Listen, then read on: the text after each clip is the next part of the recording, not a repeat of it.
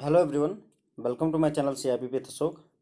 Friends, आज हम ABM के मॉड्यूल बी में चैप्टर नंबर 18 लीनियर प्रोग्रामिंग में उसका पार्ट 2 करेंगे। फ्रेंड्स, तो पार्ट 1 में हमने ये समझ लिया था फ्रेंड्स कि लीनियर प्रोग्रामिंग होती क्या है, और साथ ही साथ हमने ये भी जाना था कि इक्वेशन कैसे लीनियर प्रोग्रामिंग के लिए बनाते हैं। ओके, इस पार्ट में फ्रेंड्स हम बेसिकली सिंप्लेक्स मेथड क्या होता है उसके बारे में पढ़ेंगे फ्रेंड्स। ओके, तो ये एग्जांपल मैंने पिछले वाले लेक्चर में भी आपको करवाया है, एग्जांपल नंबर 2, जिसमें एक कंपनी है जो कि बैट बनाती है और चेस सेट बनाती है, और हर बैट पर उसे 2 रुपये का प्रॉफिट होता है और हर चेस पर उसे 4 रुपये का प्रॉफिट होता था। फिर उसमें ये भी दिया हुआ था कि बैट बनाने में वर्कशॉप 1 को जो है 4 घंटे, चेस बनाने के लिए 6 घंटे चाहिए, और ये डेटा दिया हुआ था फ्रेंड्स। साथ ही साथ ये भी कंस्ट्रेंट पे दिए हुए थे कि क्या क्या रुकावटें हैं, कंस्ट्रेंट्स हैं, तो वो भी दिया हुआ था फ्रेंड्स। ओके, तो उसके बेसिस पर हमने जो है 4 इक्वेशन बनाए थे फ्रेंड्स, जिसमें पहला हमारा ऑब्जेक्टिव फंक्शन था। ऑब्जेक्टिव फंक्शन मतलब हमें क्या मैक्सिमाइज या मिनिमाइज करना है, वो ऑब्जेक्टिव फंक्शन जेड होता है आपका। प्लस जो रुकावटें हैं, कंस्ट्रेंट्स हैं, उसके 3 इक्वेशन और बने थे फ्रेंड्स, क्योंकि 3 वर्कशॉप थी इसलिए 3 इक्वेशन और बने थे। ये मैंने फ्रेंड्स पिछले लेक्चर में आपको बहुत अच्छे समझाया हुआ है।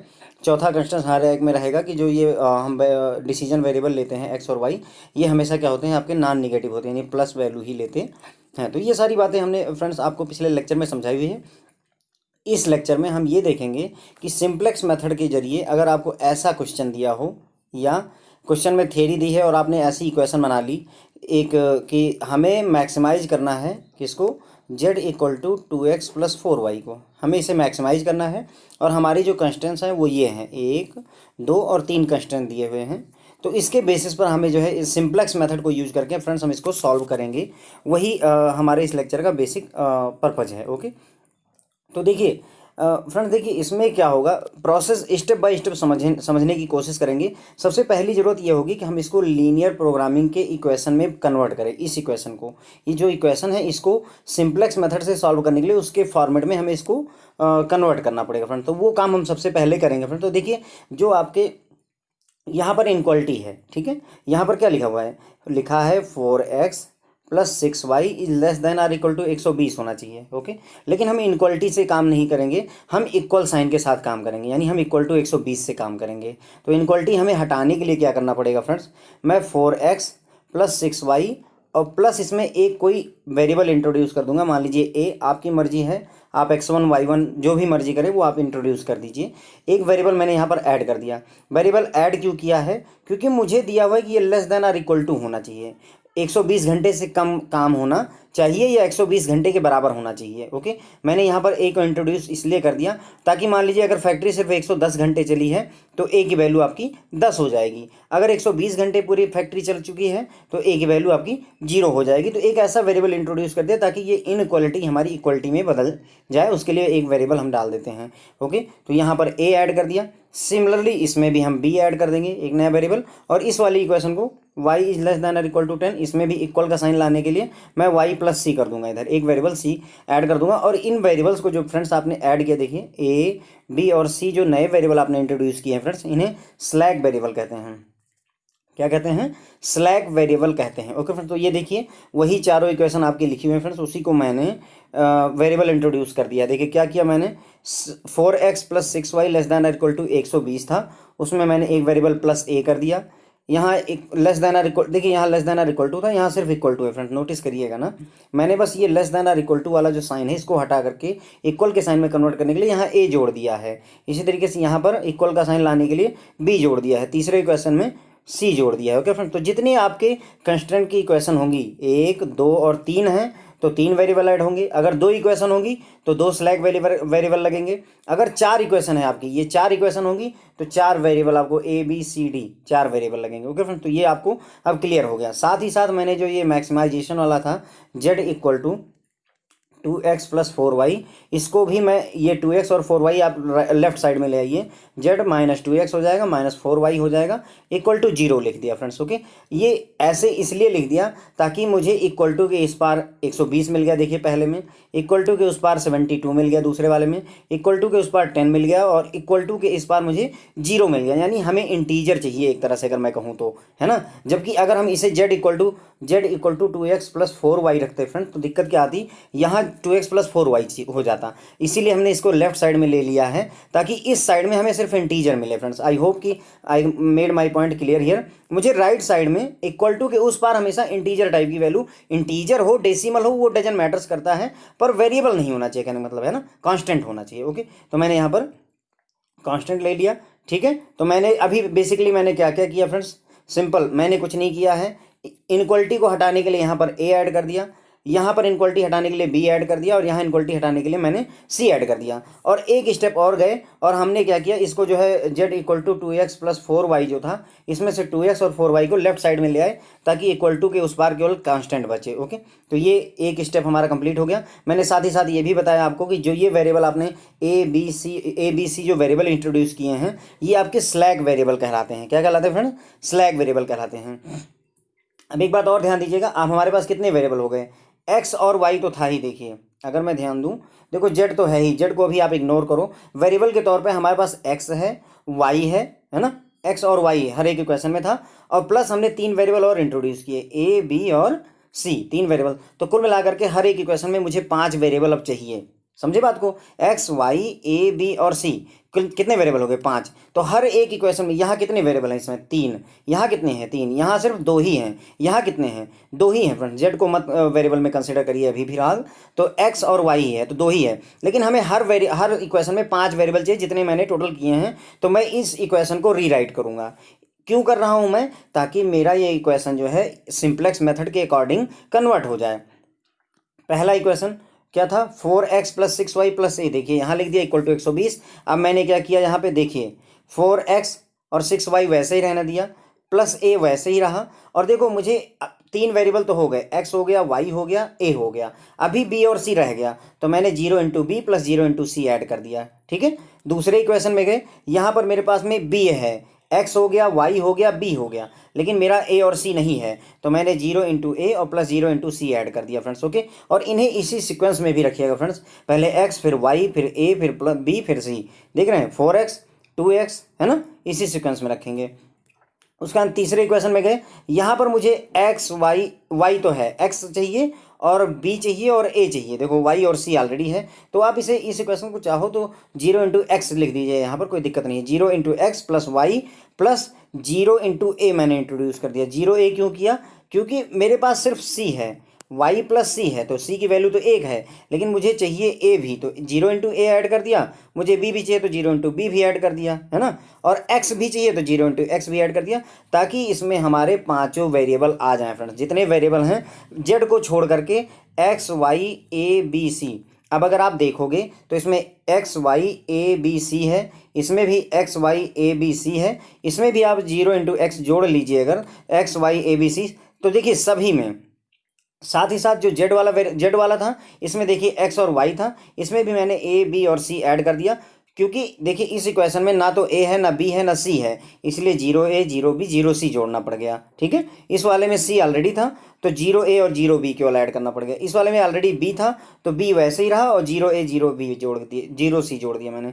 ओके फ्रेंड्स, ठीक है, तो आई होप कि मैंने आपको ये क्लियर कर दिया है कि इस इक्वेशन को इस फॉर्मेट में कैसे कन्वर्ट करते हैं। अगर आपने इतना मेथड, इतना कॉन्सेप्ट समझ लिया है, तो अब सिंप्लेक्स मेथड के लगभग इक्विवेलेंट हम आ गए हैं कि इक्वेशन से अब इतना करने के बाद में जो ये डेटा दिया हुआ है, इस डेटा को अगर आपने इस फॉर्म में कन्वर्ट कर लिया, तो अब आप सिंप्लेक्स मेथड को अप्लाई करने के लिए रेडी हो गए हैं।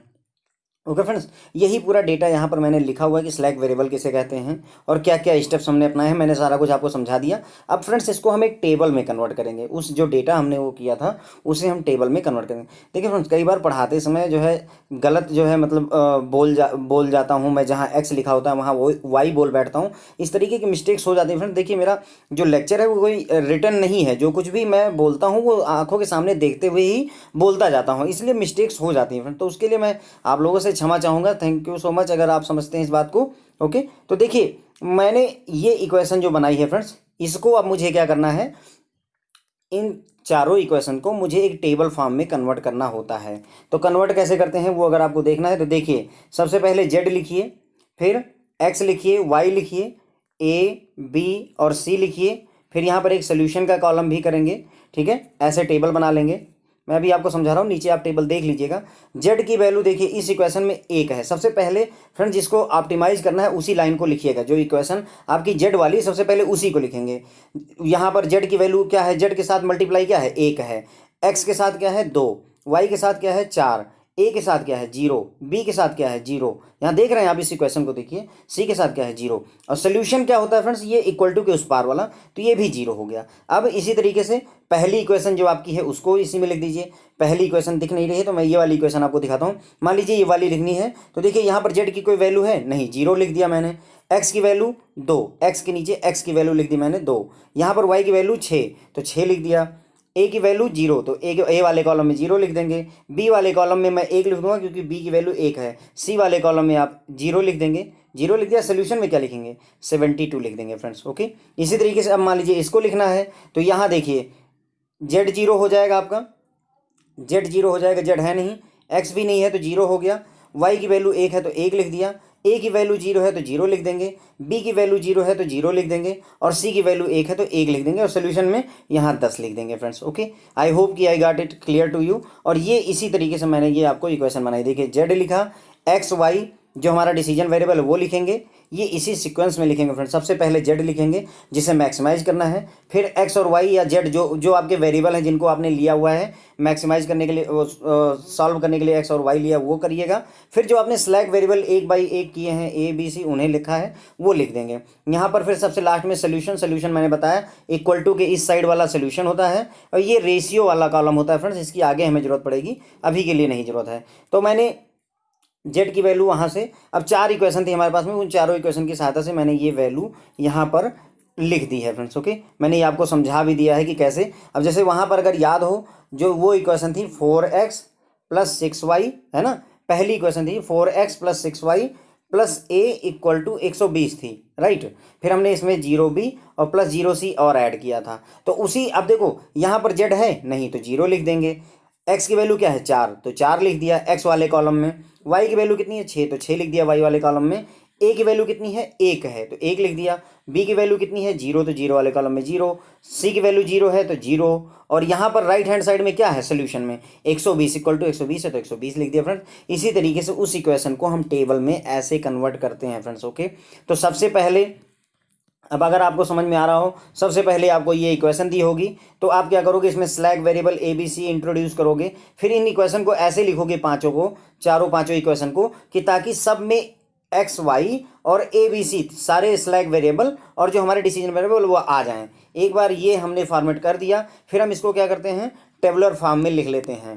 टेबुलर फॉर्म में सबसे पहली जो रो होगी उसमें क्या कौन सी वैल्यू है, जेड है, एक्स है, वाई है, ए है, बी है, सी है, ये। फिर सोल्यूशन वाला right hand side equal to के उस पार वाला होता है सोल्यूशन कॉलम।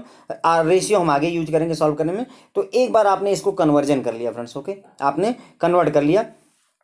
अब जब इस फॉर्म में कन्वर्ट कर लिया फ्रेंड, तो जाकर के आपका सिंप्लेक्स मेथड अब स्टार्ट होता है। Simplex method take process now. अभी तक हम सिर्फ सिंप्लेक्स मेथड के लिए इन्वायरमेंट ही बना रहे थे कि कैसे सिंप्लेक्स मेथड शुरुआत करेंगे। अब एक बार ये आपने टेबल बना ली, तो अब देखो फ्रेंड्स यहाँ पर कुछ डिसीजन वाले फैक्टर्स होते हैं, उनको आप ध्यान से देखना। यहाँ पर देखिए क्या है, पहली बात जो ये जेड वाला रो है या जिसे मैक्सिमाइज करना है वो ये वाली रो है ना। आपको याद हो जेड इक्वल टू क्या था हमारे पास 2x + 4y, इसी को तो मैक्सिमाइज करना था, और ये वही वाला कॉलम है, राइट।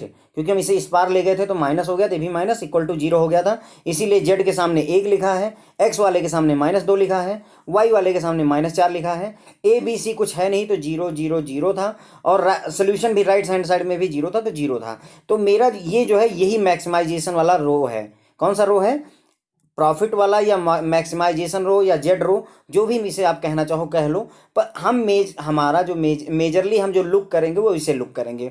अब इसमें कंडीशन ये होती है कि आपको मैक्सिमाइजेशन करना है। पहली जरूरत यह है कि आपको मैक्सिमाइज करना है, यानी जो प्रॉफिट है उसको मैक्सिमाइज करना है। अगर मैक्सिमाइज करना है तो इस रो में, जो जेड वाली रो है, इस रो में कोई भी निगेटिव वैल्यू नहीं होनी चाहिए, यानी या तो 0 हो या 0 से ज़्यादा हो, पॉजिटिव वैल्यू हो, कोई निगेटिव वैल्यू नहीं होनी चाहिए फ्रेंड। लेकिन हमारे पास दो निगेटिव वैल्यू हैं। ओके, अगर कोई निगेटिव वैल्यू ना होती, मान लेते यहाँ +2 और +4 होते, तो हम कह देते कि यही हमारा ऑप्टिमल सोल्यूशन है। हम इसे ही ऑप्टिमल सोल्यूशन कह देते, लेकिन हम अभी नहीं कह सकते ऑप्टिमल सोल्यूशन। क्यों? क्योंकि हमारे पास में निगेटिव वैल्यू है यहाँ पर। ओके, तो अब मान लीजिए कि निगेटिव वैल्यू आपको मिल गई, तो निगेटिव वैल्यू अब दो दो है, तो जो सबसे ज़्यादा निगेटिव उसको सबसे पहले पिक करेंगे।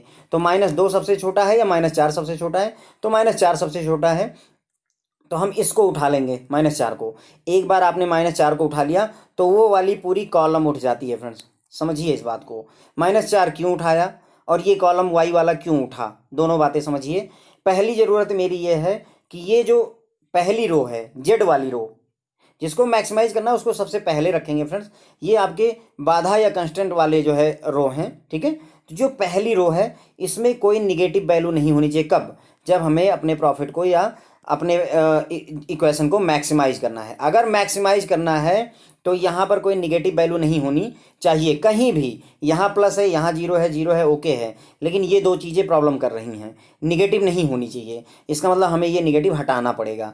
अब निगेटिव में भी दो निगेटिव है मेरे पास, -2 और -4, तो कौन सी चूज करूँ मैं? तो जो सबसे ज़्यादा निगेटिव हो वो चूज कर लीजिए। तो -4 मेरी, -2 और -4 में -4 मोस्ट निगेटिव है, इसलिए मैंने -4 एलिमेंट को चूज कर लिया है। और -4 को चूज करने की वजह से ये कॉलम आपका फ्रेंड्स सेलेक्ट हो जाएगा जिस कॉलम में ये है। अगर ये वाला -2 सेलेक्ट होता तो हम ये वाला कॉलम लेते जिस पे हम काम करते, लेकिन चूंकि हमारी मोस्ट निगेटिव -4 है इसलिए y वाले कॉलम में है, तो इस वाले कॉलम को हमने सेलेक्ट कर लिया फ्रेंड्स। ओके, एक बार आपने ये सिंपलेक्स मेथड फ्रेंड्स इसी तरीके से प्रोसेस करता है। तो एक बार आपने कॉलम सेलेक्ट कर लिया तो अब मेरा अगला टारगेट होगा कि कौन सी रो। कॉलम तो मैंने सेलेक्ट कर लिया, बट यहाँ पर एलिमेंट 1 2 3 और 4 एलिमेंट है, तो कौन सा एलिमेंट, चारों में से कौन सा एलिमेंट लूँ? तो मुझे रो भी सेलेक्ट करनी पड़ेगी, ये वाली रो, ये वाली रो, ये वाली रो, ये वाली रो, ठीक है। उस काम के लिए फ्रेंड्स कौन सी रो ध्यान रखेंगे, हम रेशियो वाले इसका यूज करेंगे, रेशियो वाले कॉन्सेप्ट का यूज करेंगे। तो मैं आगे बढ़ता हूँ। देखिए मैंने आपको ये बताया ना कि हमने y को क्यों सेलेक्ट कर लिया है। एक बार y को सेलेक्ट कर लिया तो ये वाला कॉलम आपका सेलेक्ट हो गया जो कि येलो से हाईलाइटेड है। अब फ्रेंड्स हमें देखिए, हमें रेशियो फाइंड करना पड़ेगा। रेशियो किसका फाइंड करते हैं? सोल्यूशन का रेशियो निकालते हैं, जो ये जिस कॉलम को आपने सेलेक्ट किया उसके रिस्पेक्टिव एलिमेंट से। प्लस ध्यान रखेंगे कि जेड वाले कॉलम में हम रेशियो नहीं कैलकुलेट करते, जेड वाले कॉलम में नहीं करेंगे, सिर्फ जहाँ पर कंस्टेंट वाले हैं वहीं पर कैलकुलेशन होगी। मतलब कहने का कि मुझे अगर इस वाले की बात करूँ तो मुझे 120 डिवाइडेड बाई 6 निकालना है, इस वाले की बात करूं तो 72 डिवाइडेड बाई 6 निकालना है, और इस वाले की बात करूं तो 10 डिवाइडेड बाई 1 करना है। क्या आप समझे मैं क्या कह रहा हूं? सोल्यूशन वाला कॉलम ले लीजिए, ठीक है। ये वाली कॉलम आपने सेलेक्ट किया हुआ है, इसका एलिमेंट 120 है, तो उसके पैरेलल में जिस कॉलम को आपने सेलेक्ट किया उसका जो है एलिमेंट 6 है। समझे बात को? इसका एलिमेंट 120 है, तो इसके पैरेलल में इस रो में आप देखो तो यहाँ पर 6 है, तो हमें 120 को 6 से डिवाइड करना होगा इस वाले से। यहाँ मैंने 72 ले लिया, ले लीजिए कोई नहीं। इसके सामने देखिए कॉलम, इस कॉलम में, इसी कॉलम में बात कर रहा हूँ फ्रेंड्स, जिसको मैंने ऑलरेडी चूज कर रखा है उसमें 6 है, तो इसको डिवाइड कर देंगे। और यहाँ पर अगर 10 है तो इसके पैरेलल में जो ये कॉलम में वैल्यू है वो 1 है, तो डिवाइड कर दिया फ्रेंड्स। जब आप डिवाइड करोगे देखो 120 यहाँ पर था और 6 यहाँ पर था फ्रेंड्स। ओके, ये देखिए आपका सोल्यूशन वाला कॉलम, मैंने ये वाला कॉलम और जिसको मैंने चूज किया वो वाला कॉलम, दोनों में एक जगह लिख दिया हुआ फ्रेंड। देखिए यहाँ पर मैंने लिख दिया, ये y हो गया, ये सोल्यूशन हो गया। अब मेरा टारगेट है 120 को 6 से डिवाइड करूंगा, मुझे 20 मिल जाएगा। इसी तरीके से मैं 72 को 6 से डिवाइड करूंगा, मुझे 12 मिल जाएगा। और 10 को 1 से डिवाइड करूंगा। ध्यान रखेंगे सोल्यूशन वाली वैल्यू ऊपर रहेगी और जो इधर वाले मतलब y जो आपका कॉलम सेलेक्ट हुआ उसकी वैल्यू नीचे रहेगी। जब आप इसको कैंसिल करोगे तो अब आपको मिल जाएगा 20 12 और 10। अब सवाल ये है, ध्यान रखिएगा यहाँ पर कॉन्सेप्ट क्या है कि अगर मैक्सिमाइजेशन, चूंकि मैं मैक्सिमाइजेशन ही पढ़ा रहा हूँ यहाँ पर फ्रेंड्स, तो सबसे छोटी पॉजिटिव वैल्यू रेशियो में लेनी होती है। क्या समझे आप? सबसे छोटी पॉजिटिव वैल्यू। अब यहाँ पर 20 आया, 12 आया और 10 आया, सबसे छोटी हो प्लस पॉजिटिव हो तो 10 हो गया कि नहीं हो गया? तो जो 10 हमारा मिला इसके पैरेलल जो रो है ये सेलेक्ट होगी फ्रेंड्स। ओके, आई होप कि I made it clear little bit, ठीक है। यहाँ पे देखिए 10 है, 10 क्यों लिया मैंने? ये वाली रो हम सेलेक्ट कर लेंगे। क्यों ले रहे हैं 10? क्योंकि जब हमने इसको डिवाइड किया, 120 को 6 से डिवाइड किया तो 20 आया, जब हमने 72 को 6 से डिवाइड किया तो 12 आया, और जब हमने 10 को 1 से डिवाइड किया तो 10 आया। सबसे छोटी पॉजिटिव वैल्यू लेते हैं फ्रेंड्स। ओके, अब अगर मैं समराइज करूँ थोड़ी देर के लिए, तो हमने क्या किया था, इस वाली रो को देखा था, है ना, जेड वाली रो को हमने देखा था, या मैक्सिमाइजेशन की रो देखा था, और वहाँ पर जो सबसे छोटी निगेटिव वैल्यू थी वो चूज की थी। देखिए यहाँ पर सबसे छोटी निगेटिव वैल्यू यहाँ चूज की थी, और जब हमने रेशियो निकाला तो हमने सबसे छोटा पॉजिटिव वैल्यू ली है। ध्यान दीजिए, यहाँ पर जब हम रो सेलेक्ट कर रहे थे तो हमने सबसे छोटी निगेटिव वैल्यू ली थी, और जब हम यहाँ पर रेशियोज के जरिए सिलेक्शन कर रहे हैं तो सबसे छोटी ले रहे हैं लेकिन पॉजिटिव वैल्यू ले रहे हैं। तो यानी छोटी वैल्यू यहाँ भी चाहिए, छोटी वैल्यू यहाँ भी चाहिए, लेकिन यहाँ पर हम निगेटिव नहीं रखना चाहते, और यहाँ पर सबसे छोटी पॉजिटिव वैल्यू चाहिए। ओके, तो मुझे पता चल गया कि जो जहाँ पर 10 आ रहा है 10 और 1 वाला जो रो है वो सिलेक्ट होगा। तो देखिए फ्रेंड्स, ये आपका 10 और 1 वाला रो आपका सिलेक्ट हो गया, 10 वाला और 1 वाला। क्यों? क्योंकि हमने देखा यहाँ 10 आ रहा है, यहाँ 12 आ रहा है, यहाँ 20 आ रहा है, तो सबसे छोटी पॉजिटिव वैल्यू हमें इस रो में मिली, तो इस रो को मैंने हाईलाइट कर दिया। देखिए फ्रेंड्स, ये वाली रो हमने ले ली, ये वाला कॉलम मैंने ले लिया, ये वाला कॉलम मैंने सबसे मोस्ट निगेटिव वैल्यू की वजह से सेलेक्ट किया, ये वाला रो मैंने रेशियो निकाल करके सबसे छोटा जो पॉजिटिव वैल्यू आई थी रेशियो में वो वाली वैल्यू ली है। एक बार आपने ये रो और ये कॉलम ले लिया तो जो आपको ये इंटरसेक्शन वाला एलिमेंट मिलता है फ्रेंड्स, इसे पायोट एलिमेंट कहते हैं। पायोट एलिमेंट, ये पायोट रो कहलाती है आपकी, ये पायोट जो है कॉलम कहलाता है। Did you get the point? इसे पायोट कॉलम कहेंगे, इसे पायोट रो कहेंगे, और जो एलिमेंट इनके इंटरसेक्शन के बीच में आता है, दोनों तरफ से कट रहा है, तो उसे हम पायोट एलिमेंट कहते हैं फ्रेंड्स। ओके, ठीक है, तो हमने क्या समझा, सबसे छोटी निगेटिव वैल्यू ले ली, सबसे छोटी निगेटिव वैल्यू हमने जेड वाले कॉलम में ले ली और वो वाला कॉलम सेलेक्ट कर लिया। जब मैंने देखा कि सबसे छोटी -2 है कि -4, तो मुझे पता चला कि -4 है, तो मैंने -4 को ले लिया, ये वाला कॉलम मेरा सेलेक्ट हो गया। फिर मैंने क्या किया, इस वाले कॉलम से सोल्यूशन वाले कॉलम का रेशियो निकाल दिया, इनका रेशियो निकाला, और रेशियो निकालने के बाद सबसे छोटी पॉजिटिव वैल्यू मैंने पिक की, तो मुझे 10 मिल गई, तो मैंने ये वाला रो उठा लिया, तो इसे पायोट कॉलम कहा, इसे पायोट रो कह दिया मैंने। और जहाँ पर ये दोनों एलिमेंट, एक कोई ऐसा एलिमेंट होगा जहाँ पर ये रो और कॉलम एक दूसरे को इंटरसेक्ट करेंगे, तो जिस जगह पर वो इंटरसेक्ट करेंगे फ्रेंड्स, वो आपका पायोट एलिमेंट होता है। ध्यान रखेंगे, यहाँ पर नया अगला कॉन्सेप्ट यूज हो जाएगा, वो ये है कि पायोट एलिमेंट हमेशा एक होगा। पायोट एलिमेंट अपने आप में खुद एक रहेगा, अगर है तो ठीक है, अगर नहीं है तो इसे बनाइए एक, ठीक है। और जो पायोट एलिमेंट होगा उसके अलावा जितने भी एलिमेंट होंगे उनको आपको जीरो करना है। सिंप्लेक्स मेथड का यही रूल है। तो अब तक हमने 2-3 रूल देख लिए। पहला रूल क्या देखा, ये वाली रो उठाइए, उसमें सबसे निगेटिव वैल्यू ले लीजिए, कॉलम आपको मिल गया। फिर इन सोल्यूशन लीजिए और ये वाले जो कॉलम है उसकी वैल्यूज़ का रेशियो निकालिए, और जो सबसे छोटी पॉजिटिव वैल्यू है वो वाला कॉलम सेलेक्ट कर लीजिए, तो ये पायोट कॉलम हो जाता है, ये पायोट रो हो जाती है। जो एलिमेंट आपका मिल गया उसे पायोट एलिमेंट कहते हैं। ये पायोट एलिमेंट हमेशा एक होगा आपका, और इस एलिमेंट के अलावा बाकी सारी वैल्यू आपको जीरो करनी होंगी, अगर नहीं है तो कहने का मतलब ये हुआ। अभी वाई अगर आप कॉलम देखो तो ये क्या है, -4 6 6 1 है, -4 6 6 1 है। देखिए -4 6 6 1 है, लेकिन हमें ये करना है, हमें ये लाना है, यानी सिर्फ पायोट एलिमेंट एक रहेगा, बाकी सारे एलिमेंट उस रो में, इस कॉलम में कोई और एक नहीं रह जाएगा, सब जीरो होंगे। ये भी जीरो होना चाहिए, ये भी जीरो होना चाहिए, ये भी जीरो होना चाहिए, सिर्फ एक बचेगा। कौन सा? जो पायोट एलिमेंट है वो सिर्फ अकेला एक बचेगा, बाकी सारे एलिमेंट जीरो होंगे। यानी अब हमारा जो टारगेट है, ये भी जीरो करूं मैं, ये भी जीरो करूं, ये भी जीरो करूं। इसको जीरो करने के लिए फ्रेंड्स हम डिफरेंट ऑपरेशन परफॉर्म करेंगे, वो मैं आपको समझा देता हूं। तो आई होप कि अब आपको समझ में आ गया होगा कि हमने पायोट कॉलम और पायोट रो और पायोट एलिमेंट कैसे सेलेक्ट किया, वो हमने समझ लिया है। फिर एक बार हमने पायोट एलिमेंट फाइंड कर लिया तो मुझे पता है कि पायोट एलिमेंट हमेशा एक होना चाहिए, और उसके अलावा जो भी वैल्यू है उस कॉलम में वो सारी जीरो होंगी, चाहे जिधर भी हों। ओके, तो अब मेरा बेसिकली टारगेट क्या है कि मुझे सिर्फ पायोट एलिमेंट, देखिए यहाँ पर हमारा ऑलरेडी एक है, यदि ये 6 होता तो हम इसको 6 से डिवाइड करते पूरे को। ओके, लेकिन अभी एक है तो अच्छा है, हमारे लिए थोड़ा सा टाइम बच जाएगा आपका, एक हमारे पास हो जाएगा, बाकी सारी वैल्यू हमें जीरो करनी है। कहाँ पर? यहाँ पर। आई होप कि यहाँ तक अब आपको पूरी तरह से दिमाग में बैठ गया होगा कि मुझे क्या करना है। अब हम क्या करेंगे friends, let's work with the row R1। मुझे रो R1 के साथ करना है, फिर R2 के साथ करूंगा, फिर R3 के साथ करूंगा। क्यों? क्योंकि R1 को भी जीरो करना है, R2 को भी जीरो करना है, R3 को भी जीरो करना है। सिर्फ R4 जो मेरा पायोट एलिमेंट है वो एक रहेगा, बाकी सारे जीरो होंगे। तो अब अगर मान लो फ्रेंड्स आपको R1 को, यानी इसको -4 को जीरो करना है, तो करना कैसे है, -4 को जीरो। तो हम क्या करेंगे फ्रेंड्स, जो हमारा पायोट रो है, ये वाली रो है, इसको ऐसा हम 4 से अगर मैं मल्टीप्लाई कर दूं मान लीजिए, तो यहाँ 4 हो जाएगा, यहाँ 4 हो जाएगा फ्रेंड्स, यहाँ पर 4 0 40 हो जाएगा। अब अगर मैं इसको और इसको जोड़ दूं तो 4 में -4 जोड़ोगे तो जीरो नहीं आ जाएगा। मेरा टारगेट यही तो है। Did you get the idea? समझे बात को। मुझे यहाँ पर 0 करना है, यहाँ पर है -4। यदि मैं इस रो से 4 बना लूँ, यहाँ पे 4 कर लूँ, 4 करने के लिए मैं क्या करूँगा, पूरी रो को 4 से मल्टीप्लाई कर देता हूँ। तो जब मैं पूरी रो को 4 से, तो ये 0 है, 0 है, कोई दिक्कत नहीं। यहाँ 4 हो जाएगा, यहाँ पे भी 4 हो जाएगा, यहाँ 4 धाम में 40 हो जाएगा।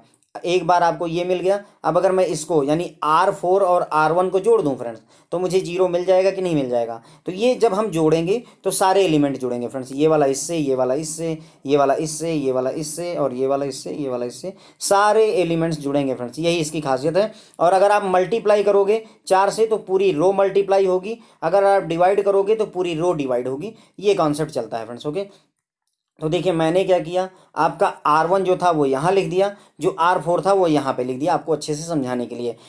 ठीक है, R1 मेरा 1 है और मुझे यहाँ चाहिए 0 करना है। तो यहाँ -4 करने के लिए मैं क्या करूँगा, इसको 4 से मल्टीप्लाई कर दूंगा फ्रेंड्स। ओके, तो देखिए यहाँ पर क्या किया मैंने, यहाँ पर 4 से मैंने मल्टीप्लाई कर दिया। तो देखिए 4 हो गया, 4 हो गया, 40 हो गया। उसके बाद में अब मैं क्या करूँगा, दोनों को आपस में जोड़ दूंगा। देखिए, तो जब आप इसको 1 और 0 को जोड़ोगे तो 1 आ जाएगा, -2 और 0 को जोड़ोगे तो माइनस आएगा, -4 और 4 को जोड़ोगे तो 0 आ जाएगा, है ना। -4 और +4 0 हो जाता है, 0 0 0 ही रहेगा, 0 और 0 0 रहेगा। और जब ये 4 और 0 जुड़ेंगे तो 4 आ जाएगा, देखिए ऊपर में। और यहाँ 40 और 0 जुड़ेंगे तो ऊपर 40 आ जाएगा फ्रेंड्स। ओके, ये देखिए पूरा मैंने आपको ये ऑपरेशन एक स्टेप बाय स्टेप समझाया हुआ है, 0 और 1। ठीक है, तो अब जो है R4 में कोई चेंज नहीं है फ्रेंड्स। R4 को मैंने 4 से मल्टीप्लाई कर दिया है, लेकिन एक्चुअल R4 मेरा यही है, ध्यान रखेंगे। मैंने इस केवल R1 के लिए इसे 4 से मल्टीप्लाई किया है, एक्चुअल में R4 मेरा यही है। ओके, तो एक बार आपने ये सॉल्व कर लिया तो अब आपको R1 मिल गया फ्रेंड्स। क्या मिल गया आपको, R1। अब R1 जब मिल गया तो R1 की वैल्यू उठा करके टेबल में रख दीजिए। देखिए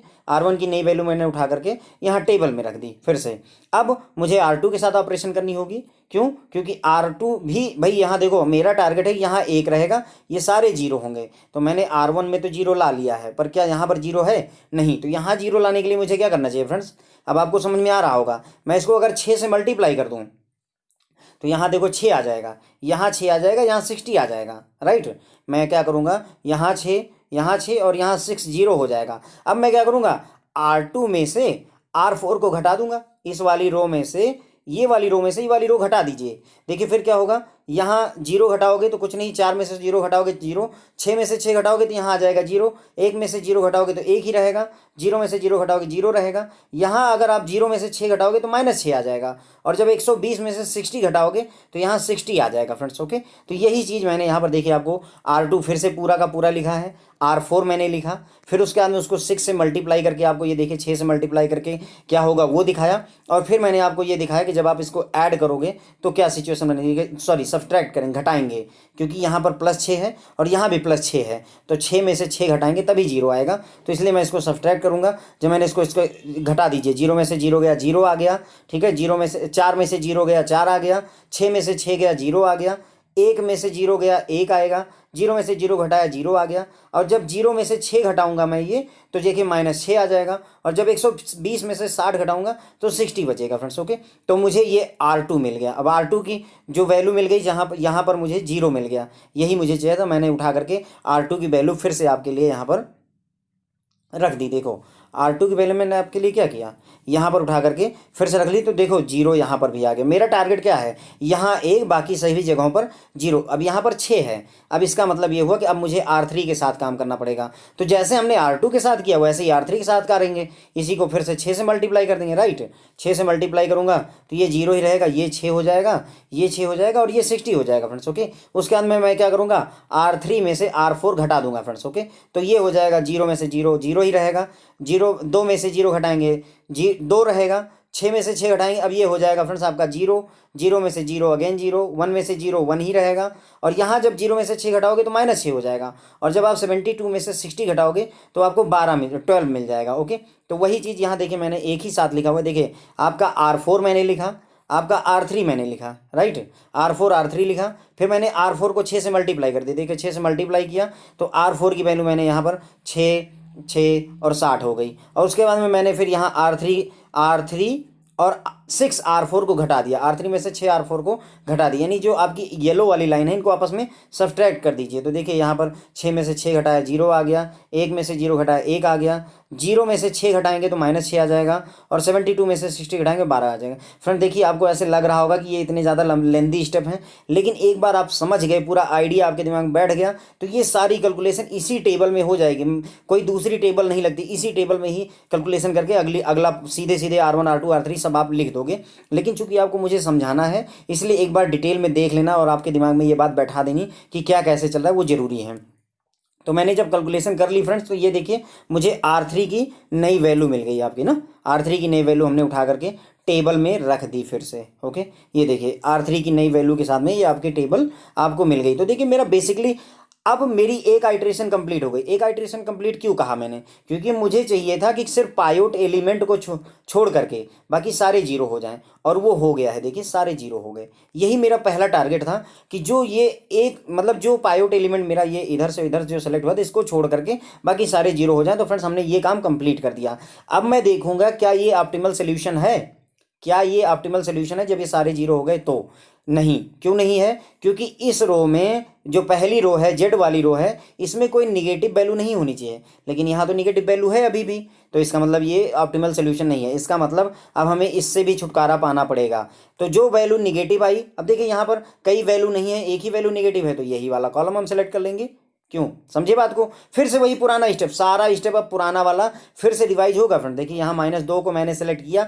-2 क्यों सेलेक्ट किया फ्रेंड्स, यहाँ 1 है, -2 है, 4 है, 40, मैंने -2 ही क्यों सेलेक्ट किया, क्योंकि -2 निगेटिव है, ये ऑप्टिमल नहीं होने दे रहा है, तो -2 को सेलेक्ट किया। -2 जिस कॉलम में है उस कॉलम को सेलेक्ट कर लीजिए। अब आप कर लिया आपने। अब अगला स्टेप क्या होगा, कॉलम तो आपने सेलेक्ट कर लिया, पर रो कौन सी लेनी, ये वाली रो लूँ या ये वाली, कौन सी रो उठाऊँ मैं। उसके लिए मैं क्या करूँगा फ्रेंड्स, रेशियो निकालते हैं। 60 को डिवाइड करोगे आप किससे, देखो ये वाली रो, ये वाला कॉलम सेलेक्ट है, तो 60 को डिवाइड करोगे उसके पैरेलल 4 से, तो मेरे ख्याल से आ जाएगा 15, है ना, 15 चौके 60। और फिर जब आप 12 को डिवाइड करोगे 2 से, तो ये आ जाएगा आपका 6, और 10 को 0 से डिवाइड करोगे इन्फिनिटी आ जाएगा। इन्फिनिटी आप छोड़ दीजिए। फिर हम क्या करते हैं, यहाँ पर हमने -2 ले लिया, और इस वाले में कौन सा 15 सेलेक्ट करूँ कि 6 सेलेक्ट करूँ या इन्फिनिटी, तो 15 है और 6 है, इन्फिनिटी की बात नहीं करेंगे। तो सबसे छोटी पॉजिटिव वैल्यू लेते हैं फ्रेंड्स, राइट, याद आया आपको। रेशियो निकालने के बाद सबसे छोटी पॉजिटिव वैल्यू निकाल लेते हैं। तो सबसे छोटी पॉजिटिव वैल्यू तो ये वाला रो दे रहा है मुझे, इसका मतलब ये 12 वाली रो मेरी सेलेक्ट हो गई। तो 12 वाली मेरी रो सेलेक्ट हो गई, और ये वाला मेरा कॉलम सेलेक्ट हो गया, राइट। तो पायोट एलिमेंट मेरा कितना आ गया, 2। मेरा मेजर टारगेट था पायोट एलिमेंट निकालना, पायोट कॉलम निकालना, पायोट रो निकालना, मैंने निकाल दिया, आपको समझा भी दिया कैसे किया मैंने। मैंने -2 को सेलेक्ट किया क्योंकि मुझे माइनस नहीं चाहिए।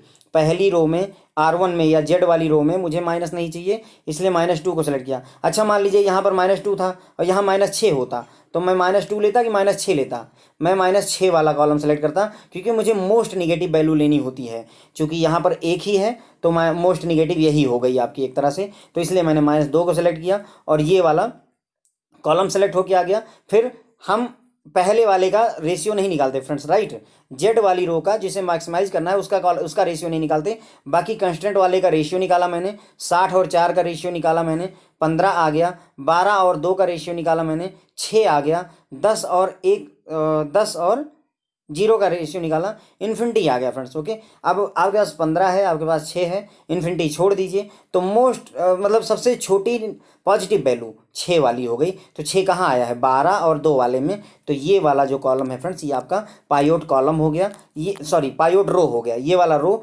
पायोट रो हो गया, ये वाला कॉलम पायोट कॉलम हो गया।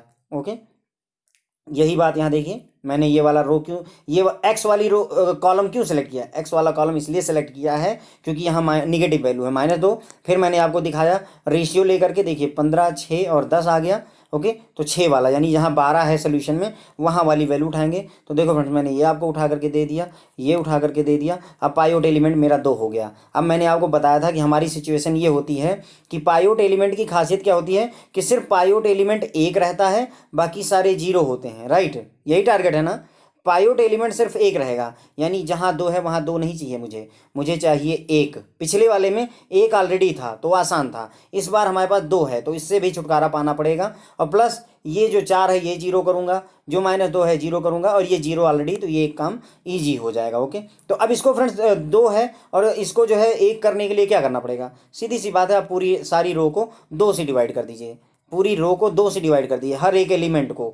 तो जब आप 2 से डिवाइड करोगे तो देखो ये हो जाएगा 1, 0 वाले पे कोई फर्क नहीं, ये आपका 1/2 या 0.5 हो जाएगा। इसको 2 से डिवाइड करोगे तो ये हो जाएगा आपका -3, और ये 12 को 2 से डिवाइड करोगे तो आ जाएगा आपका 6। ओके, ये मैंने आपको बता ही दिया कि सिर्फ जो है जो पायोट एलिमेंट है वही 1 रहेगा, बाकी सारे हमें 0 करने का टारगेट होता है। ओके, तो देखिए मैंने इसको 2 से अभी उठा करके डिवाइड कर दिया, और ये आपके 2 से डिवाइड होने के बाद में ये जो 2 था और 1 था, 6 और 12 था, वो ऐसा सेव लेता है। 0.5 लिखना चाहो फ्रेंड तो वो भी ठीक है, 1/2 लिखना चाहते हो तो वो भी ठीक है। ओके, अब मेरा जो टारगेट है वो ये है कि ये तो 1 रहेगा, वो काम मैंने कर दिया। अब ये 0 और ये 0 और ये 0 चाहिए, तो ये 1 हो गया, ये 0 हो गया, 2 में काम हो चुका है। लेकिन अभी मुझे रो 2 में इससे छुटकारा पाना है, और रो 1 में इससे छुटकारा, और रो 2 में 4 से छुटकारा पाने की ज़रूरत है। तो फ्रेंड्स अगेन वही टास्क, मुझे इससे अगर -2 हटाना है तो मैं क्या करूँ, इसको 2 से मल्टीप्लाई कर दीजिए, राइट। इसको क्या करिए 2 से मल्टीप्लाई, इसको 2 से मल्टीप्लाई किया 2 हो गया, ये आपका 0.5 से डबल हो गया 1 हो जाएगा, ये आपका -6 हो जाएगा, और ये आपका 12 हो जाएगा। अब यहाँ -2 है, यहाँ +2 है, तो मैं क्या करूँ, जोड़ दूँ उठा करके। तो इसको 1 और 0 को जोड़ोगे तो 1 ही रहेगा, इसको जोड़ोगे तो ये 0 हो जाएगा फ्रेंड्स, ये 0 और 0 जोड़ोगे तो 0 रहेगा, अगेन 0 और 0 जोड़ोगे तो 0 रहेगा, 0 और 1 जोड़ोगे तो यहाँ 1 आ जाएगा फ्रेंड्स। यहाँ 4 है, यहाँ -6 है, जब आप जोड़ोगे तो यहाँ -2 हो जाएगा, यहाँ 40 है, यहाँ 12 है, जब जोड़ोगे तो आपको 52 मिल जाएगा फ्रेंड। देखिए अब इसी चीज़ को मैंने आगे आपको एलोबरेट किया हुआ है, देखिए यहाँ पे, ठीक है, मैंने क्या वही चीज़ मैंने की, और ये देखिए 52 कैसे आया वो मैंने आपको समझा दिया। ओके, ये अब आपको लग रहा होगा कि नहीं इतना कठिन भी नहीं है, स्टेप्स इजीली हो पा रहे हैं। अब जब आपने इसे, और इसी तरीके से आप देखिए, अब इसमें इससे छुटकारा पाना है आपको 4 से, -2 से तो मैंने छुटकारा पा लिया। अब 4 से छुटकारा पाने के लिए मैं क्या करूँगा, पूरी रो को, इस जो हमारी पायोट रो है उसको 4 से मल्टीप्लाई करूँगा। सारा काम फ्रेंड्स पायोट रो से ही करते हैं, ध्यान देंगे आप, है ना। तो इसको 4 से मल्टीप्लाई करूँगा, यहाँ 4 हो जाएगा, इसको 4 से मल्टीप्लाई करूँगा तो ये 2 हो जाएगा, इसको 4 से मल्टीप्लाई करूँगा तो -12 हो जाएगा, इसको 4 से मल्टीप्लाई करूँ 6 चौके 24 हो जाएगा। अब हमें क्या ज़रूरत है, इसको और इसको मैं क्या करूँ, घटा दूँ, R2 में से R3 को घटा दूँ, तो 4 में से 4 घटाओगे फ्रेंड तो 0 आ जाएगा, यहाँ हो गया 0। उसके बाद में यहाँ पर -2 हो जाएगा, यहाँ पर 1 सेकंड फ्रेंड्स, लेक्चर थोड़ा बड़ा हो जा रहा है ना, लेकिन आपको जो है समझ में ज़रूर आ जाएगा ये ना। तो देखिए मुझे इस 4 से छुटकारा पाना है, तो मैंने क्या किया, यहाँ 4 कर दिया, यहाँ पर 4 से मल्टीप्लाई किया तो यहाँ 2 हो गया, यहाँ पर -12 हो गया, 4 से मल्टीप्लाई करिए यहाँ 24 हो गया। ओके, अब मुझे बस इसको आपस में घटाना है, तो यहाँ 0 ही रहेगा, 4 से घटाएंगे ये 0 हो जाएगा, ये 0 ही रहेगा, यहाँ 1 ही रहेगा, यहाँ -2 आ जाएगा, और यहाँ पर -6 और उसमें से -12 है ना, और यहाँ पर आप यहाँ पर -12 है तो +12 हो जाएगा, -6 और +12 आपका +6 का शेप ले लेगा। यहाँ 60 है और यहाँ पर 24 है, आपको घटाना है तो यहाँ पर 36 आ जाएगा फ्रेंड्स। ओके, तो ये देखिए वही चीज़ यहाँ पर, ये पूरा कैलकुलेशन मैंने आपको बताया है कि मैंने कैसे कैसे सॉल्व किया है। एक बार आपने सॉल्व कर लिया तो ये आपकी नई वैल्यू के साथ में ये आ गया, नई जो हमने। अब देखो फ्रेंड्स, मेरा टारगेट क्या था, अगर आपको स्टार्टिंग में याद हो, शुरुआत में हमारा कौन सा वो सिलेक्ट हुआ था, एक्स वाला सेलेक्ट हुआ था, राइट, ये वाला एक्स वाला सेलेक्ट हुआ था, और मैंने कहा था कि यहाँ पर सिर्फ 1 चाहिए मुझे, बाकी सभी जगहों पर 0 चाहिए। ओके, तो एक्स वाले में ही फाइनली सारा कुछ कैलकुलेशन करके मुझे देखो एक्स वाले में ये वाली वैल्यू सिर्फ 1 रही, बाकी सारा 0 हो गया, तो मेरा ये भी आइटरेशन कंप्लीट हो गया फ्रेंड्स। ओके, अब आप चेक करो कि क्या इस रो में कोई निगेटिव वैल्यू नहीं है, अगर नहीं है तो ऑप्टिमल हो जाएगा, लेकिन यहाँ निगेटिव वैल्यू फिर मिल गई, इसका मतलब हमें एक बार और ये पूरी प्रोसेस कंप्लीट करनी पड़ेगी। तो यहाँ -2 मिल गया, तो इसका मतलब ये हुआ कि अब मैंने ये वाला कॉलम सेलेक्ट कर लिया फ्रेंड्स, राइट, क्लियर हो गया यहाँ तक। अब आपको याद हो गया होगा कि कॉलम मैंने कैसे सेलेक्ट किया, जो वैल्यू निगेटिव है वो वाला कॉलम सेलेक्ट कर लिया। उसके बाद मुझे रो सेलेक्ट करनी है, तो इसका नहीं रेशियो निकालते, बाकी सबका निकालेंगे। तो 36 और 6 का रेशियो निकाल दीजिए, 36/6 मेरे ख्याल से हो जाएगा 6। उसके बाद में 6 और -3 का निकालेंगे, 6 डिवाइडेड बाई -3, तो ये हो जाएगा आपका -2, यहाँ 6 आया, यहाँ -2 आया, और 10 और 1 का करेंगे तो 10 आ जाएगा। 6 दूसरे वाले में आ गया आपका -2 और तीसरे वाले में आ गया फ्रेंड्स आपका 10। हमने क्या कहा था आपको, सबसे छोटी पॉजिटिव वैल्यू। तो अब बताइए सबसे छोटी पॉजिटिव वैल्यू कौन सी है आपकी, 6 है या -2 है या 10 है? तो सबसे छोटी पॉजिटिव वैल्यू आपकी 6 है। ध्यान देंगे, माइनस वाला नहीं लेंगे, हम सबसे छोटी पॉजिटिव वैल्यू लेंगे। इसलिए सबसे छोटी पॉजिटिव वैल्यू मुझे यहाँ पे मिली 6 छक्के 36 वाले में। यहाँ पर -2 आ रहा है, यहाँ पर 10 आ रहा है, तो मैं उठाऊंगा किसको, सबसे छोटी पॉजिटिव वैल्यू 6 वाले की, यानी ये वाला, ये हमारा पाइवट रो हो जाएगी, ये पाइवट कॉलम हो गया और ये आपका पाइवट एलिमेंट हो गया। राइट, तो देखिए ये आपका पाइवट एलिमेंट हो गया फ्रेंड्स। ओके, रेशियो मैंने यहीं पर ही निकाल दिया, मैं उतना लंबा आपको कैलकुलेशन नहीं दिखा रहा हूँ फ्रेंड्स। देखिए अब आपने पूरा समझ लिया है तो कैलकुलेशन सब कुछ एक ही टेबल में की जाएगी। ओके, पाइवट एलिमेंट मिल गया। अब टारगेट क्या है, सिर्फ पाइवट एलिमेंट एक रहेगा, ये सिर्फ एक होगा, बाकी ये सारे जीरो होंगे। अब यहाँ एक नहीं है, 6 है, तो मैं क्या करूँगा, पूरी रो को 6 से डिवाइड कर दूंगा। सबसे पहला काम तो यही करिए कि ताकि ये एक हो जाए, तो 6 से डिवाइड कर दीजिए उठा करके। तो देखिए अगर 6 से डिवाइड करेंगे तो यहाँ 1/6 हो जाएगा, यहाँ इसको कैंसिल आउट करेंगे तो -1/3 हो जाएगा, यहाँ करेंगे तो 1 आ जाएगा, यहाँ करेंगे तो 6 आ जाएगा। तो वही यहाँ पर लिखा हुआ है फ्रेंड, देखिए 1/6 -1/3, 1 और 6 आ गया अब आपका। अब मुझे जो है यहाँ 1 आ गया, बाकी ये 0 चाहिए फ्रेंड्स, ये भी 0 चाहिए, ये भी 0 चाहिए। तो मैं कैसे कैलकुलेशन करूँगा बताइए बाप, यहाँ मुझे 0 चाहिए, तो इसका मतलब ये होगा मैं इसको 2 से मल्टीप्लाई कर दूँ और इसमें जोड़ दूँ, तभी तो ये 2 हो जाएगा, ये -2 हो जाएगा, खत्म हो जाएगा। तो 2 से मल्टीप्लाई करिएगा फ्रेंड, तो यहाँ कोई फर्क नहीं पड़ेगा, ये आपका 2/6 हो जाएगा, ये -2/3 हो जाएगा, ये आपका 2 हो जाएगा और ये 12 हो जाएगा। अब मुझे क्या करना है फ्रेंड्स, जोड़ना है, देखिए तभी तो 0 होगा। तो जब आप जोड़ेंगे तो 1 वैसे ही रहा, यहाँ भी कोई फर्क नहीं आएगा। यहाँ 2/6 को फ्रेंड्स अगर आप कैंसिल करोगे तो ये 1/3 हो जाएगा, तो यहाँ पर 1/3 आ जाएगा। यहाँ देखिए 1 और प्लस है, लेकिन यहाँ -1/3 है ना, तो 1 में से 1/3 घटाओगे तो आपको 2/3 आ जाएगा, तो यहाँ पर 2/3 आ जाएगा। उसके बाद यहाँ तो 0 आ जाएगा, और यहाँ 52 में से जब आप 12 घटाओगे तो आपको 40 मिल जाएगा। देखिए 52 6 दूनी 12 है फ्रेंड्स आपका, 6 दूनी 12, सॉरी मैं जोड़ रहा हूँ, घटाना नहीं है। तो 52 में 12 जोड़ेंगे तो आपका 64 आ जाएगा। ठीक है, तो यहाँ पर देखिए 1/3 हो गया, ये भी 1/3 हो गया, ये 0 हो गया, ये 64 हो गया फ्रेंड्स। कैसे किया मैंने सिंपली जो है इसको मल्टीप्लाई करके, सभी को 2 से मल्टीप्लाई करके बस इसमें जोड़ दीजिए उठा करके, और कुछ नहीं करना है। तो ये एक आपका रो निकल कर आ गई। अब दूसरी रो पर काम करिए, यहाँ -3 है, तो मैं क्या करूँ, 3 से मल्टीप्लाई कर दूँ पूरे को, और उसके बाद उठा करके यहाँ जोड़ दूँ, है ना। तो 3 से मल्टीप्लाई करोगे तो ये 1/2 हो जाएगा, इसको मल्टीप्लाई करोगे तो ये -1 हो जाएगा। देखिए ये 1/2 हो गया, ये वाला, ये आपका -1 हो गया। ठीक है, ये 3 हो जाएगा और ये क्षेत्रिक 18 हो जाएगा। ओके, ये 18 हो गया। अब जब आप जोड़ोगे तो ये तो 0 हो गया, यहाँ 0 हो गया, यहाँ 18 और 6, यहाँ 24 आ जाएगा, यहाँ 0 हो जाएगा। अब देखिए यहाँ -1 है, यहाँ 0.5 है, तो जब आप जोड़ोगे -1 में +0.5, यानी 1 माइनस में है और आधा प्लस में है, तो -1/2 आ जाएगा। ये फ्रेंड्स -1/2 आ गया जब। ठीक है, यहाँ क्लियर हो गया इतना कि नहीं क्लियर हुआ? ये 2 है, जब आप इसको जो है इसमें जोड़ोगे तो ये 2 आ जाएगा, इसमें वही रहेगा, ये वही रहेगा, वही रहेगा।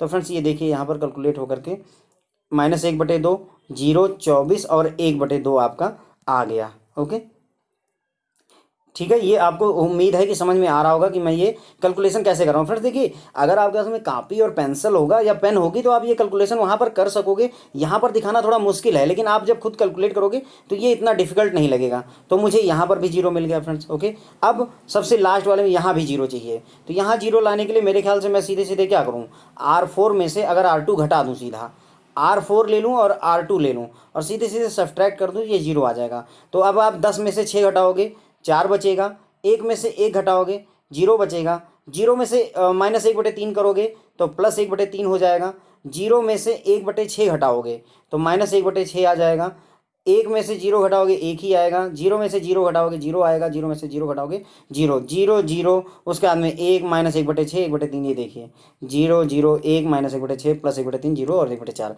ठीक है, ये हमने फिर से उस फॉर्मेट को फाइंड कर लिया friends. Okay, I hope I got it very clear. अब देखिए पहली रो फिर से चेक करिए, आइट्रेशन कंप्लीट होने के बाद अब मेरा जो टारगेट था वो ये था कि जहाँ निगेटिव वैल्यू है वहाँ पाइवट एलिमेंट को छोड़ के बाकी सारे जीरो हो जाएं, और वो देखिए मैंने वो काम कर भी दिया है। देखिए यहाँ ये सारे जीरो हो गए और एक पाइवट एलिमेंट एक रह गया। ओके, अब देखो इस वाली रो को फिर से आप चेक करो फ्रेंड्स, क्या आपको कहीं कोई निगेटिव वैल्यू नज़र आ रही है? अगर नहीं नज़र आ रही है तो यही आपका ऑप्टिमल सोल्यूशन है, you have got the solution. अब यदि मान लीजिए यहीं पर माइनस एक बटे तीन आ गया होता तो फिर से इसको सेलेक्ट करते और फिर पूरा प्रोसेस से एक आइट्रेशन फिर कंप्लीट करते, लेकिन कोई निगेटिव वैल्यू अब हमारे पास है नहीं, एक भी प्लस है, ये भी प्लस है, ये भी प्लस है, ये भी प्लस है, तो यहीं पर अब हम रुक जाएंगे और यही हमारा ऑप्टिमल सोल्यूशन हो जाएगा। अब ऑप्टिमल सोल्यूशन से डिसाइफरिंग हम एक्स और वाई की वैल्यू कैसे निकालते हैं वो मैं आपको समझाता हूँ।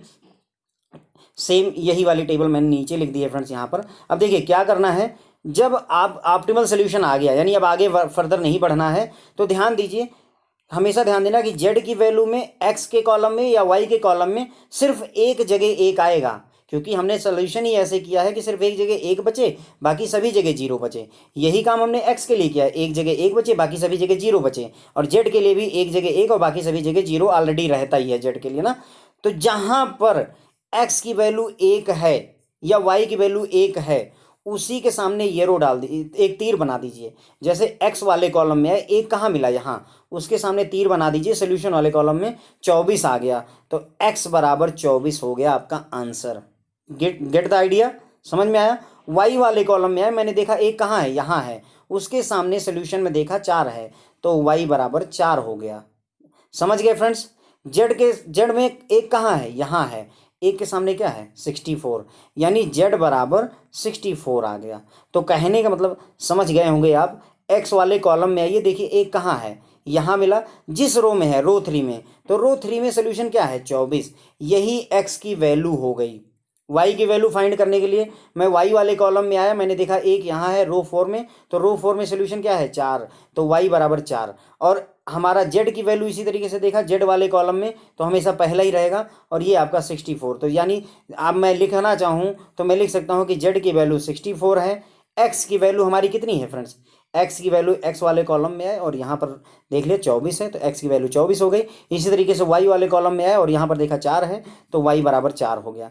कहने का मतलब ये हुआ कि अगर वो कंपनी 24 बैट बनाए और 4 अपना जो है चेस बनाए तो उसे सबसे ज़्यादा प्रॉफिट होगा, और सबसे ज़्यादा कितने रुपए का प्रॉफिट होगा, तो 64 रुपीज़ का उसको प्रॉफिट होगा। कितने रुपए का प्रॉफिट होगा, 64 रुपए का प्रॉफिट होगा। तो ये फ्रेंड्स यहाँ पर जाकर के आपका सिंपलेक्स मेथड खत्म होता है। आई होप कि मैंने आपको ये अच्छे से क्लियर कर दिया है और आगे अब आप क्वेश्चन सॉल्व कर पाओगे। तो ये मैंने इसके स्टेप्स लिख दिए हुए हैं कि स्टेप्स क्या क्या होते हैं। तो अब अगर एक बार जैसे जस्ट समराइज कर लिया जाए, 2 मिनट लगेगा हमको। तो देखिए सबसे पहले हमें इक्वेशन को लीनियर फॉर्मेट में लिखना होता है, फिर उसमें हम स्लैक वेरिएबल ए बी और सी को मैंने इंट्रोड्यूस किया था, फिर हमने उसको टेबल बनाई थी, राइट, फिर हमने टेबल बनाई थी जेड, फिर एक्स, फिर वाई, फिर ए, फिर बी, फिर सी, और उसके अंदर यहाँ सोल्यूशन भी रखा था और फिर उसकी वैल्यू उस टेबल इक्वेशन से ला करके भर दी थी। फिर मेरा अगला टारगेट क्या होता है, हम देखते हैं कि जो जेड वाला रो है या पहली जो R1 है जहाँ पर जेड की वैल्यू रखते हैं उस वाले में कोई निगेटिव वैल्यू नहीं होनी चाहिए। अगर निगेटिव वैल्यू तो वो हमारा ऑप्टिमल सोल्यूशन नहीं है। तो अगर ऑप्टिमल सोल्यूशन नहीं तो जो मोस्ट निगेटिव वैल्यू उसको सेलेक्ट करिए, जो वैल्यू आपने सेलेक्ट की वही कॉलम आपका सेलेक्ट हो जाता है। फिर आपको रो सेलेक्ट करने के लिए क्या करते हो, इस वाले कॉलम के एलिमेंट का और जो सोल्यूशन वाले कॉलम के एलिमेंट हैं उनका रेशियो निकालते हो। जब आप रेशियो निकाल लेते हो तो मोस्ट सबसे छोटी पॉजिटिव वैल्यू लेते हो। ध्यान रखिएगा, यहाँ पर सबसे छोटी निगेटिव वैल्यू लेते हैं, रेशियो में सबसे छोटी पॉजिटिव वैल्यू निकालते हैं। ओके, और ध्यान रखिएगा कि जेड वाली जो रो होती है उसमें रेशियो नहीं निकालते, रेशियो हमेशा कंस्टेंट वाले में ही निकालते हैं। ओके, एक बार आपने वो कर दिया, फिर जो आपका रो और कॉलम मिल गया तो जो एलिमेंट मिला उसे पाइवट एलिमेंट कहते हैं। वो एलिमेंट पाइवट एलिमेंट हमेशा एक रहेगा, उसके ऊपर या नीचे जो भी एलिमेंट होंगे वो जीरो होंगे। तो ये जीरो करने के लिए मैंने आपको समझाया कि जो पाइवट रो है उसको 4 से मल्टीप्लाई करके जोड़ दीजिए, घटा दीजिए, और अगर मान लीजिए पाइवट एलिमेंट आपका 6 आ गया तो पूरी रो को 6 से डिवाइड कर दीजिए। तो जो भी काम होगा, अगर आप मल्टीप्लाई करोगे तो पूरी रो को करोगे, डिवाइड करोगे तो पूरी रो को डिवाइड करोगे। अगर R1 और प्लस R3 कर रहे हो तो R1 का हर एक एलिमेंट R3 के हर एक एलिमेंट से ऐड होगा। ऐसे ही करते जाएंगे। फिर एक बार हमने आइट्रेशन कंप्लीट की, 1 0 0 0 ले आए। फिर हम देखेंगे क्या इस रो में अभी भी कोई जो है निगेटिव एलिमेंट है जेड वाली रो में। तो अगर कोई निगेटिव एलिमेंट है तो उसको सेलेक्ट करेंगे, फिर पूरा प्रोसेस कंप्लीट करेंगे। और अगर फिर मिलती है निगेटिव वैल्यू तो फिर ये करते रहेंगे। और ये तब तक करेंगे जब तक कि हमें पहली वाली रो जेड वाली रो में कोई भी निगेटिव वैल्यू ना रह जाए। और जब कोई भी वैल्यू निगेटिव नहीं रह गई तो वही हमारा ऑप्टिमल सोल्यूशन होता है फ्रेंड्स। और एक बार ऑप्टिमल सोल्यूशन मिल गया तो मैंने आपको बताया था कि एक्स की वैल्यू कैसे फाइंड करते हैं। उस वाले कॉलम में आकर के सोल्यूशन वाली रो में चले जाइए, वाई वाले कॉलम में आइए और उस वाले, तो ये एक्स की वैल्यू निकल आई आपकी 24, वाई की वैल्यू निकल आई आपकी 64 और जेड की वैल्यू जो है जहां पर 1 है उसके सामने 64 है, तो ये 64 आ गया। ओके, तो एक्स की वैल्यू, वाई की वैल्यू और जेड की वैल्यू, यानी एक्स जो है आपके 24 बैट बनाएगी कंपनी, वाई आपके 4 जो है चेस बनाएगी और जेड आपका क्या बनाएगी फ्रेंड, जेड आपका 64 रुपये का उसको प्रॉफिट होगा। तो ये आपने प्रॉफिट का मैक्सिमाइजेशन कर दिया फ्रेंड्स। ओके, तो इसी के साथ में मैं ये लेक्चर खत्म करूंगा friends. Okay, thank you so much friends. और हमारे चैनल को सब्सक्राइब करिए और अपने दोस्तों को भी हमारे चैनल को बताएं फ्रेंड्स। Thank you.